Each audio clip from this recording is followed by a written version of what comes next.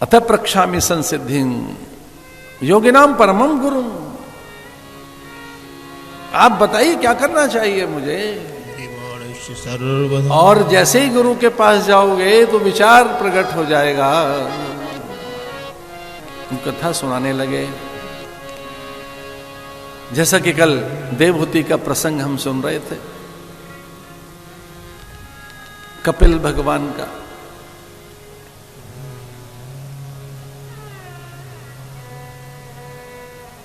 प्रसूति की पुत्री सती, दक्ष की बेटी।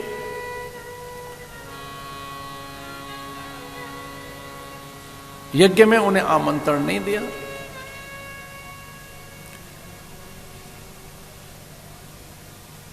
वे एक प्रकार से भगवान की अवज्ञा करके चली गई, महादेव की अवज्ञा करके। इसका अर्थ यह मत लेना कि देखो पार्वती या क्षमा कीजिए सती ने अवज्ञा कर दी। लीला है, महापुरुष कभी लीलाएं करते हैं। लोक के लिए, लोक कल्याण के लिए। शिव का अनादर देखा जब उन्होंने, तो यज्ञ कुंड में कूद गई।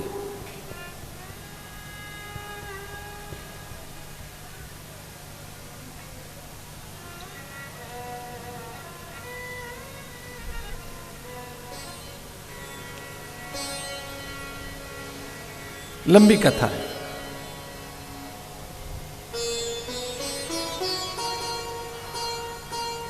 सबको बुलाया गया है, अपनी पुत्री को नहीं बुलाया, अपनी सब बेटियों को बुलाया। पूजा कैसे ही करो, प्रार्थना किसी भी ढंग से करो, पर यज्ञ एक विधान का नाम है।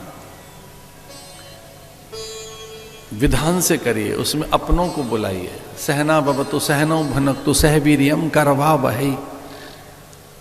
अपनी छूट न जाए। ये जो अपनों का दायरा है, जो अपनों की परिधि है, ये बढ़नी चाहिए, इसे घटाओ मत। जो बहुत संकीर्ण है, क्षुद्र मानसिकता के साथ जीते हैं, वो बहुत छोटे मन के जो लोग हैं, उनके अपनों का जगत इतना सा होता है, मुट्ठी भर। ये हमारे अपने हैं, वो कौन है? वो पराये हैं। अपनों का जगत बड़ा कीजिए। अपनों में जब अपनों की संख्या की जाए कि मेरे वाले कौन से, हमारे कौन से, अपने कौन से हैं, तो उसमें सारे मनुष्य आपको अपने दिखाई दें। सारे मनुष्य,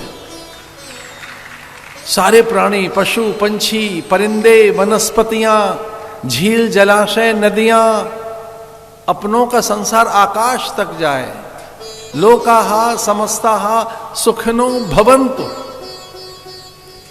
जब आप कल्पना करें कि भाई हमें अपनों को सुख पहुंचाना है, मैं सुखी, अच्छा आप अकेले सुखी और आपके अपने दुखी हैं, तो ये कौन सा सुख है? आप तो सुखी हैं, लेकिन आपके अपने दुखी हैं, तो ये कौन सा सुख है भाई? आपके परिजन पुरजन, बंधु बांधव, आपका पूरा पड़ोस, ये प्रकृति पर्यावरण, अगर इसमें सौख्यता नहीं है, संतुलन नहीं है, साम्य नहीं है, यहां व्यवस्था नहीं है, यहां उन्नतता नहीं है, ये स्वस्थ नहीं है, स्वच्छ नहीं है, तो कौन से स्वास्थ्य और सुख की कल्पना कर रहे हैं आप? इस अपनों का जगत इतना बड़ा है। लोकाहा समस्ताहा सुखिनो भवन्तु। निरामयता मेरे लिए नहीं, मैं ही हेल्दी वेल्दी न रहूं, ये पूरी प्रकृति में हेल्थ वेल्थ रहे, इसलिए ये बात कही गई। सर्वे भवन्तु सुखिनः सर्वे सन्तु निरामया। निरामय कहते हैं स्वास्थ्य को, और स्वास्थ्य का केवल अर्थ शारीरिक स्वास्थ्य नहीं, मानसिक स्वास्थ्य भी। ये मेंटल फिटनेस बहुत जरूरी है। कुछ लोग देखने में बड़े अच्छे लगते हैं, पर मेंटली वो कितने फिट हैं, ये तो एक बड़ा प्रश्न है,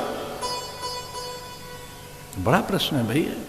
इसलिए इनको नहीं बुलाना है, उन्हें मत बुलाना, मना कर दिया, उस तक संदेश नहीं पहुंचाना है। वो असुचि है, असभ्य है, अशिष्ट है, अमंगल वेश धारण करता है महादेव।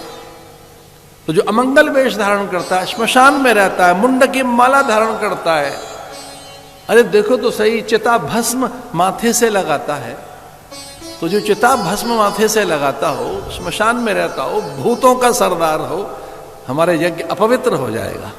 बुलाना नहीं उनको।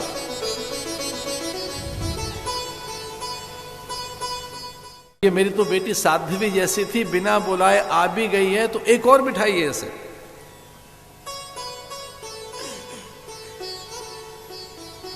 अरे देखो ब्रह्मा, ये मेरी पुत्री साध्वी जैसी थी, लेकिन ये भी वैसा ही अमंगल वेशधारी के साथ बन गई है।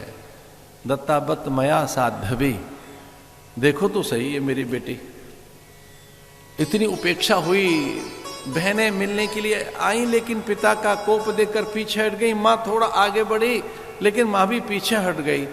अपनों से तिरस्कृत होकर वो स्वयं को संभाल नहीं पाए। ददर्श देव रत कलमशा, महादेव का वो ध्यान करने लगी कि देखो मैंने ठीक नहीं किया, उनकी अवज्ञा करके यहां पहुंची हूं। तो भगवान का ध्यान करके यज्ञ कुंड में कूद गई सती, कि तेरा यज्ञ ही मैं विध्वंस कर दूंगी।